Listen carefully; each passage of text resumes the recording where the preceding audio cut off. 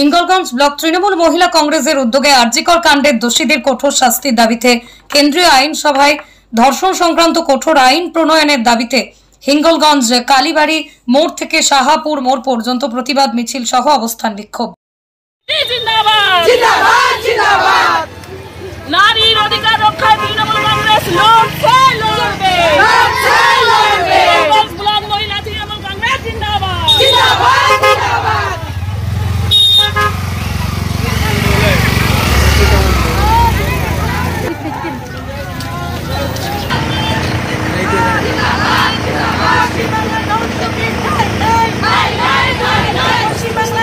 আস্তে আরো আস্তে আরো আস্তে।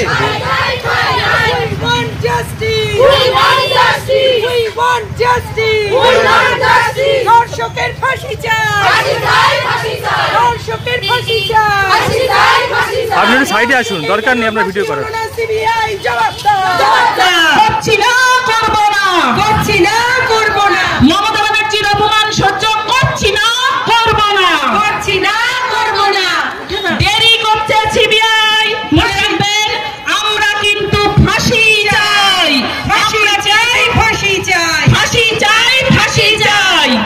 দেরি করছে সিবিআই, আমরা কিন্তু ফাঁসি চাই, ফাঁসি চাই, আমরা কিন্তু ফাঁসি চাই, ফাঁসি চাই, ফাঁসি চাই। দিদির অপমান আমরা সহ্য করছি না, করবো না, করছি না, করবো না, করছি না, করবো না, হাসলেই না। দিদির অপমান আমরা সহ্য করছি না, করবো না, করছি না, করবো না।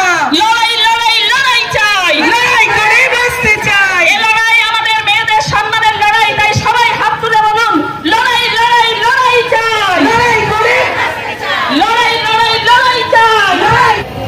নমস্কার, হিঙ্গলগঞ্জ ব্লক মহিলা তৃণমূল কংগ্রেসের পক্ষ থেকে আমাদের হিঙ্গলগঞ্জ কালীবাড়িতে চলছে। ইতিমধ্যে জেনে গেছে যে আরজিকরে একটা নৃশংস বিভৎস ঘটনা ঘটে গেছে, আর এই ঘটনার পরিপ্রেক্ষিতে আমাদের নেত্রী মমতা ব্যানার্জি মাত্র 18 ঘন্টার মধ্যেই একজনকে অ্যারেস্ট করিয়ে দিয়েছেন।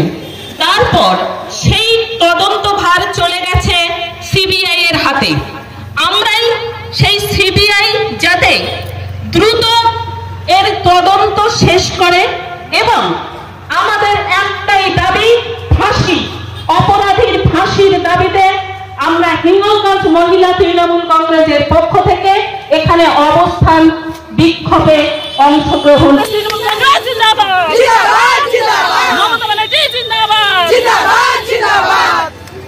নারীর অধিকার রক্ষায় তৃণমূল কংগ্রেস লড়ছে, লড়বে।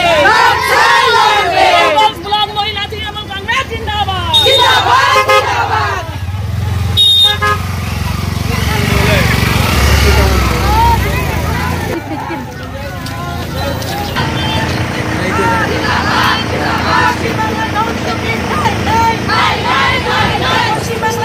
আস্তে আরো আস্তে আরো আস্তে।